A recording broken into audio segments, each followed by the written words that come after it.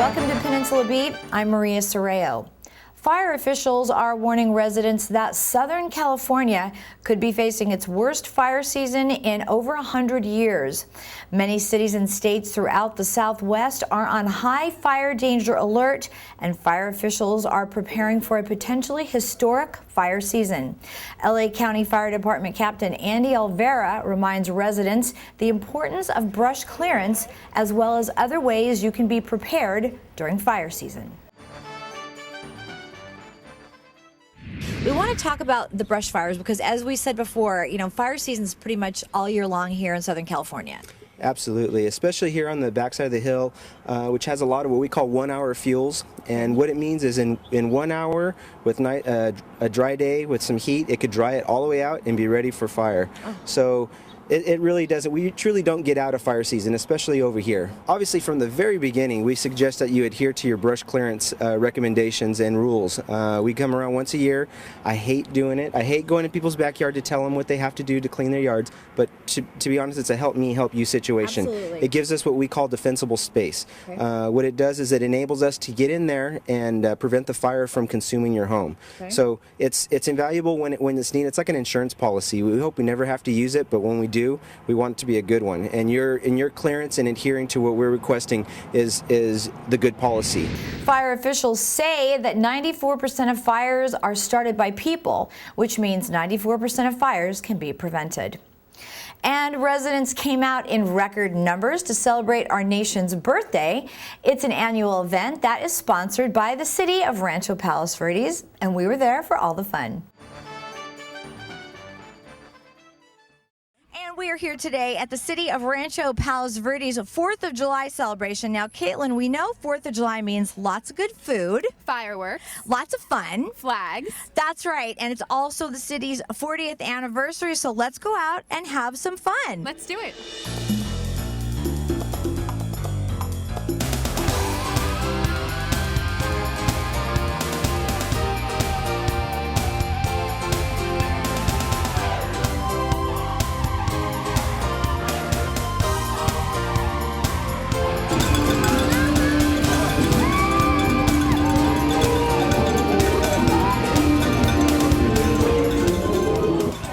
Now, what is your favorite part of 4th of July, Susan?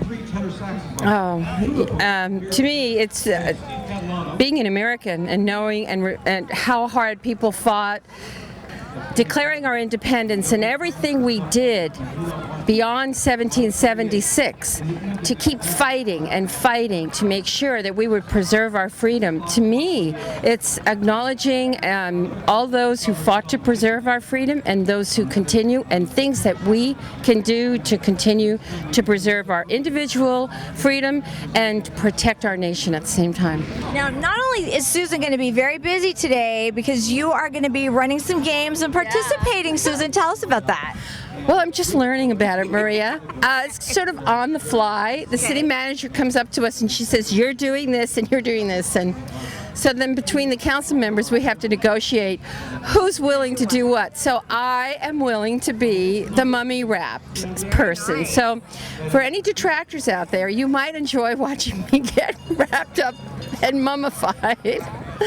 But anyway, that's part of it. Okay. But I'm really looking forward to the hula hoop contest because I will be participating in that. This is the 40th anniversary booth that has lots of interesting facts about Rancho Palos Verdes. So we'll start with the first table. Tell us what's on the table. Okay, this table, and most of the exhibits here are to do with the incorporation of the city of Rancho Palos Verdes as the 4th city in the Palos Verdes Peninsula, and just a bit about the early, the founders, and a little bit about the farming, the farmers, and as well the early city council members. And there's a picture of them right there. Well, there's nothing like good old country music to celebrate the 4th of July or really any holiday here in Rancho Palos Verdes. Right behind me, Boomer McClellan is getting ready to play.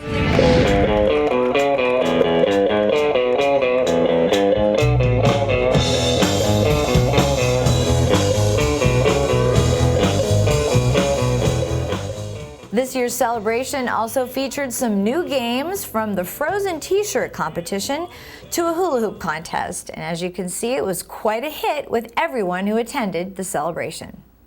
The cancer support community held their annual event at the Botanic Gardens. Celebrate Wellness raises funds to help families who have been touched by cancer. Here's more. Celebrate Wellness is a food and wine tasting event that took place at the South Coast Botanic Garden. The event was held to raise money for the cancer support community Redondo Beach. This year was the 17th annual fundraising event, which included celebrities from NBC's The Biggest Loser and The Hangover Part 3. Guests of this event got to enjoy strolling through the scenic garden and listening to music as they sampled delectable cuisines from some of the area's finest restaurants. They got to taste exquisite wines and bid on fabulous treasures in the silent and live auctions. Cancer support community Redondo Beach provides over 150 free programs per month of emotional support, education, and hope for people with cancer and their loved ones. Services include ongoing drop-in networking groups, informational brochures, weekly support group programs, kids support community, stress reduction and mind-body activities, educational lectures, and workshops on nutrition and treatment. For more information, you can go to cancersupportredondobeach.org. And when we come back, there's a new voice coming from the Norris Theater, and one local deputy is recognized for his heroic efforts. We'll be right back. Caution! You have entered the Peninsula Extreme Fire Danger Zone. Prepare for an emergency before disaster strikes. Clear all brush and weeds 35 to 200 feet around your house. Make sure to have 10 feet of clearance around the chimney and do not store firewood or flammable materials next to your house. Remove all dead trees. Dry and dead trees will explode in a fire and send sparks quite a distance. Top and prune trees as a precaution, especially near utility lines. Do not plant trees on slopes. Instead, use ground cover or hillside to help hold the ground from eroding and keep fires from progressing. If trees are not topped and pruned, they become heavy during the rainy season and will pull down the tree and roots, causing mudslides. Trees not mended on a hillside in a fire with winds will feed the fire. Install sprinklers around your house. It's your home. Be safe and protected. Keep debris such as pine needles and leaves cleaned off your roof and out of your gutters. Remember, the Peninsula is an extreme fire danger zone. Use these tips and keep your family safe during the fire season. Visit our city website or come to the Emergency Preparedness Committee meetings and learn how you and your family can get prepared for an emergency.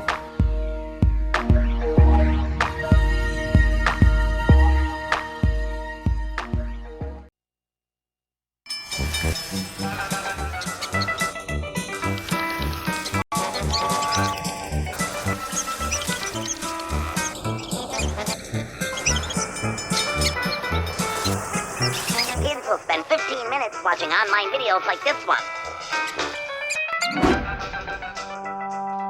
Brushing for 2 minutes now can save your child from severe tooth pain later. 2 minutes twice a day. They have the time. Hi, I'm Deputy Chris Knox, here to remind you of the importance of traffic safety near our schools. School zones are always 25 miles per hour. A school zone only applies when students are outside the school in the morning and the afternoon. Parents should always allow extra time when dropping off their children and should know the school's drop-off routes and procedures. Motorists should also focus on safe driving near schools. Some of the violations I see near schools are cell phones, speeding, double parking, seat belts, and child safety seats. Students should always remember to cross safely at intersections and not to run out in front of cars. When we follow these rules, we can all stay safe.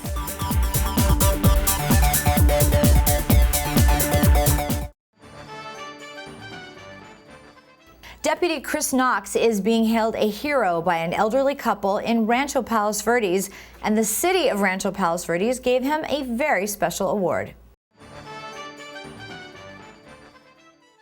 But for this particular incident, he had received a call that there was an elderly couple that hadn't been heard from in a couple of days. He gets out to the scene, does a perimeter check, walks around, and he can hear sounds inside the home, suggesting that they were in there, but they just couldn't get to the door. With the assistance of the fire department, he was able to make entry into the home. We found the elderly couple on the floor. He was able to get immediate aid to them, and they're doing fine now. But that's Deputy Knox. He comes to work every day, and the community gets good bang for their buck with him.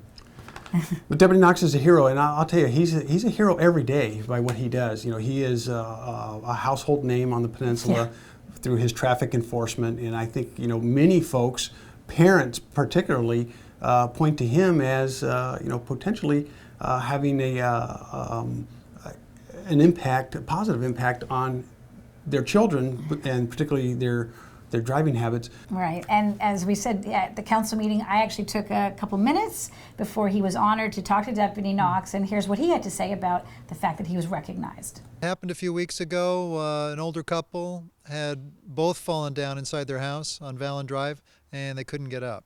The lady from Meals on Wheels called us, and because they hadn't picked up their food for 2 days, she was worried about them. She and I went up to the front door. We could hear them talking, but they were not really responsive, and we were concerned about their safety. So I checked with my supervisor, and I called the fire department, and they forced entry into the house, and we found the two victims. They were taken to the hospital, and they're going to be okay. It's good to know they're okay. This also, though, brings to light the fact for all of us to be aware of what's happening in our neighborhoods, especially with elderly residents. What is the sort of the lessons learned from this situation for you that you like to share? The Sheriff's Department recommends that you keep an eye on your neighbors, particularly the elderly. And if you trust your neighbors, exchange keys. Tonight being honored, I'm sure you will enjoy that. Anything you want to let the community know about just this special recognition? That's just it. Keep an eye on your neighbors. So, Captain, how long has Deputy Knox been here serving in our community? Well over 20 years in this community, and he's just reached his 30-year milestone as a member of the LA County Sheriff's Department. And the Norris Theater has welcomed in a new member to their family. Robin Franco is the new managing director at the Norris. I had a chance to sit down with this local resident who talks about her very interesting journey that brought her to the Norris. I started out as a software engineer, and my first job was for Magnavox, which was located in Torrance, right by the courthouse. Very close.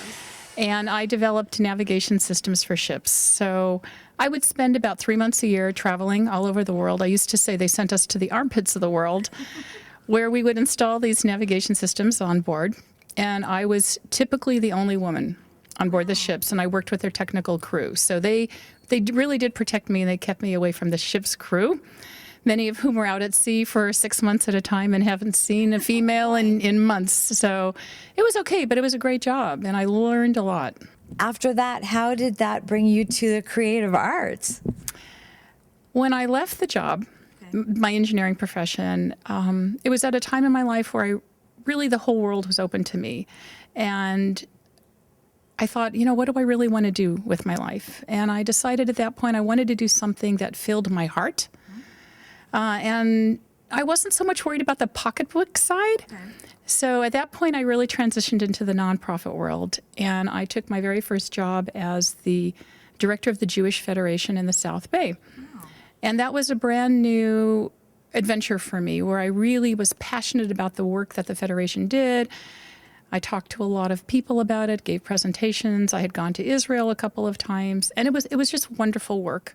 After 2 years at the Federation, I decided that I wanted something where I had actually more contact with the people, with like a congregation or my constituents.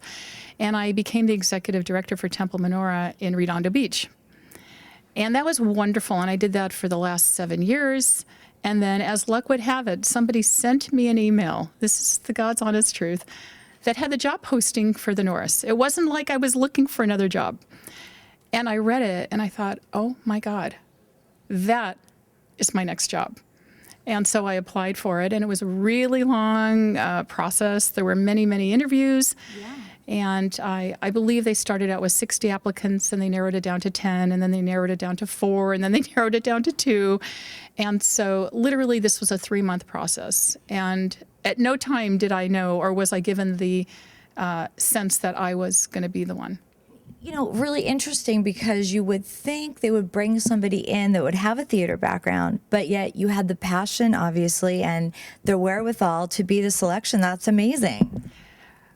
I think that they had used theater people in the past, but sometimes it's a mixed blessing, right? Because you have people who are very familiar with the arts, but they might not have the business, the strength in the business area. And so I think this time they really wanted to find somebody who had a strong business sense, but that also brought passion to what they do. Yeah. And I just feel really lucky to have been that person. Well, obviously you're very special to have been selected. Did you ever see a production here growing up or in the past years? Absolutely. So first of all, when my kids were really young, they had a whole family series, and many of us would come together with our kids. And then I'm not sure at what point in time that changed, or maybe it was the case that our kids just grew up, and so we kind of outgrew it. But then years later, when my kids were in high school, my daughters, well, at least my oldest daughter all my kids went to Peninsula. Okay. My oldest daughter was on the dance team, and every year they had their recitals here. So I was here, worked in the green room, backstage, helping the kids with their quick costume changes, and also sat out there as a guest watching the show. So what is it like for you now, being on the other side, even though you've been in the back before, when you kind of just look around this amazing theater and know that you are a part of it? Well, it's really exciting, for one thing. I'm learning a lot. I certainly didn't know the technical name for everything that's around us here. I really didn't have an appreciation for what's involved in terms of the lighting crew and the sound crew and all of the work that goes behind the scenes in building a set, and the costuming and the makeup design. I mean, there's so much that's involved. I'm learning about it now. And so that's kind of fun for me, to be in a place where every day there's something new. And on a sad note, one of the founders of the Norris Theater, Joan Moe, has passed away. It was Joan's dream to create a theater where everyone in the community could come out and enjoy the magic of live theater. And she did just that.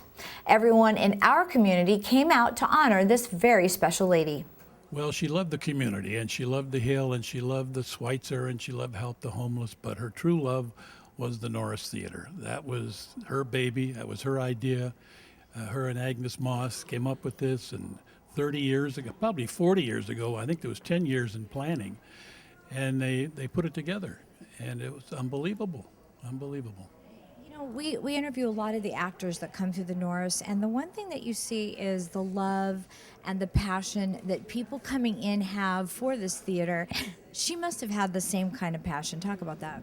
Yes, it's probably one of the most comfortable theaters to play in. I mean, you're right there with the audience. You can hear the audience breathe. You can hear them laugh, giggle, whatever you're doing, even cry a little. And that's what makes it just so fantastic, because it just adds to the actor, and it just keeps him alive and going and fresh.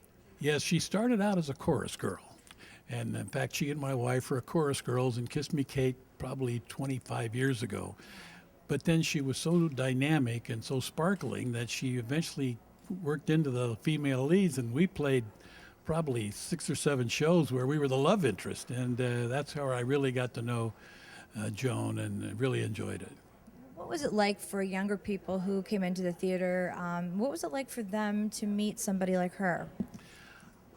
I think they were all just a little bit in awe, because she's so down to earth. I mean, she's such a strikingly beautiful woman with that.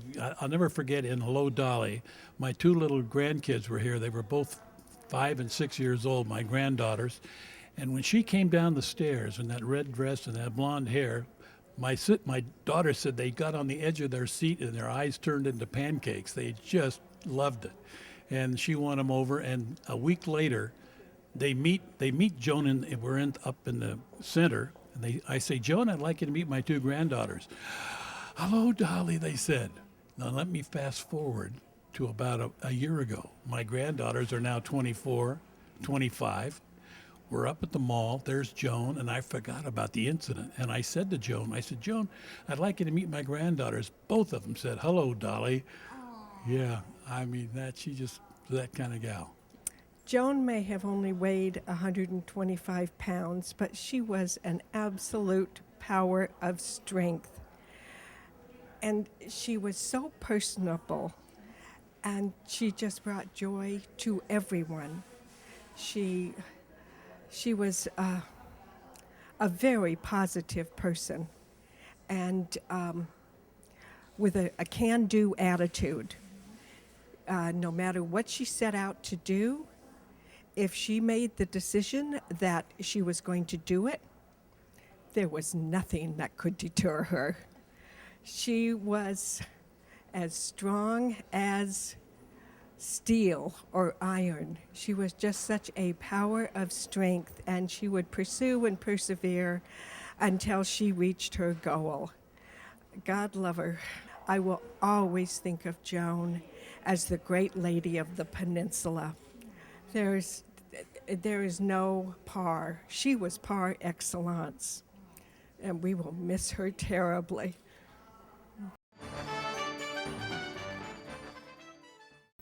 And in sports, we take you to Trump National Golf Club to the second annual Albert Pujols Charity Fundraiser. Now, the Pujols Family Foundation supports families who have children with Down syndrome, as well as the impoverished families in the Dominican Republic.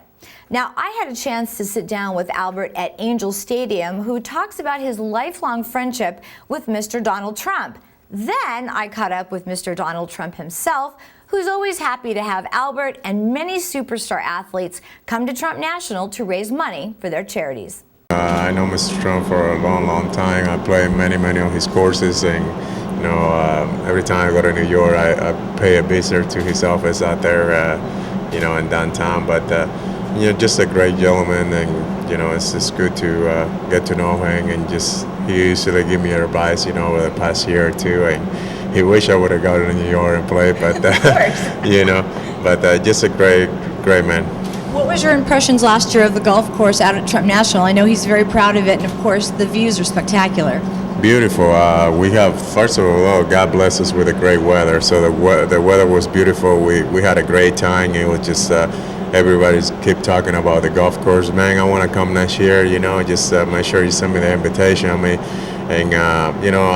want to thank him, and I thank him already, for just opening his door. And he's like, oh, sure, whatever you need. That's why he told me, just have one of the girls, take care of the whole thing. So I was really excited. I knew the course was going to be in pretty good shape because I play in Florida, and the one that he has in Florida, and it's just, the maintenance is just great. They always keep the courses in great shape. You had a pretty great group of people, of course, golfing last year, and this all for your charity, for your family foundation, to help families with Down syndrome. Talk about that. This is one of our biggest events that we do during the year. We got this, our golf tournament, and at the end of the season we do like a all-night divine, and pretty much those are the biggest fundraise, to raise money for our Pujols Family Foundation. And obviously, as you know, we take mission trip down to the Dominican Republic.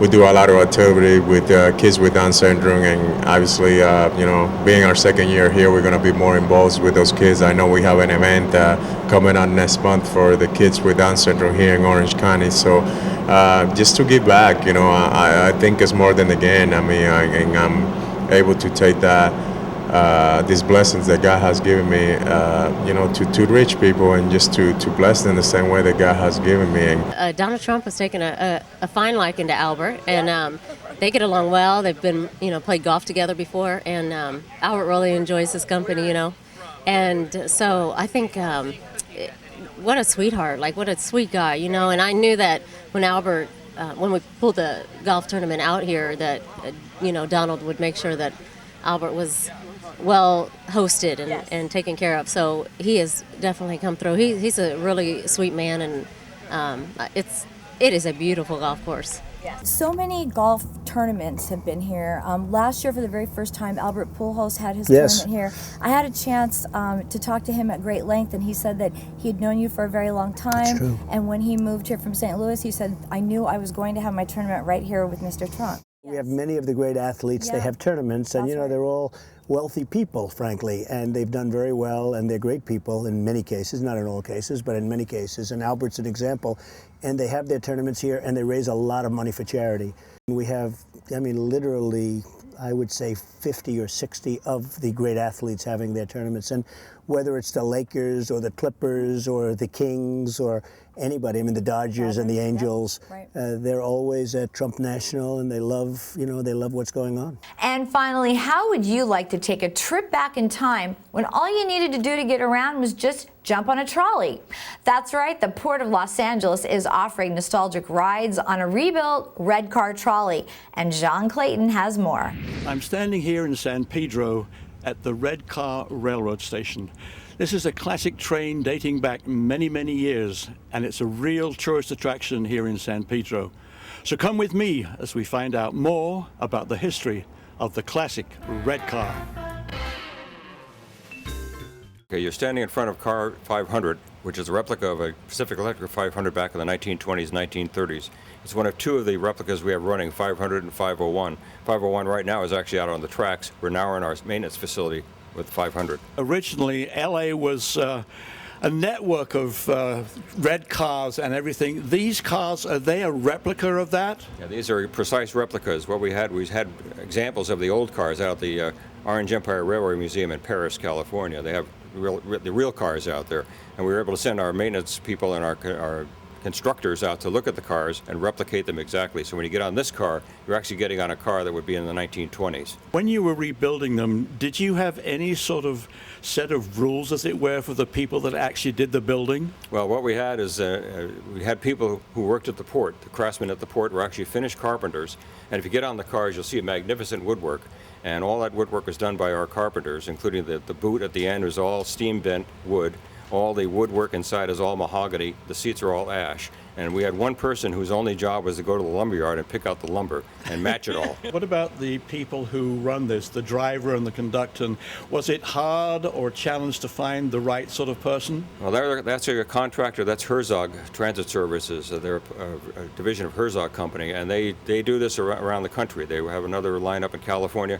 This is kind of, I call it their toy department here, but they have commuter lines in Texas and California. We have two people on the car. And it could be more economical to run just a driver, which, like if you go to New Orleans, there's just a driver on the car. I wanted a conductor on there also to interact with the passengers, as you saw today. That's what they do, is to hand out the conductor caps and greet people on the car to make it more, not just a transit line, but make it a real tourist line. Okay, so if you're wondering what to do in San Pedro, for $1, come on down here to San Pedro. You'll see the days and times and opening times on your screen right now. Okay, this is John Clayton saying, thanks for watching. I'll see you next time on Armchair Traveler. That John Clayton really gets around. And that will do it for us. From everyone here at RPV TV, make it a great day.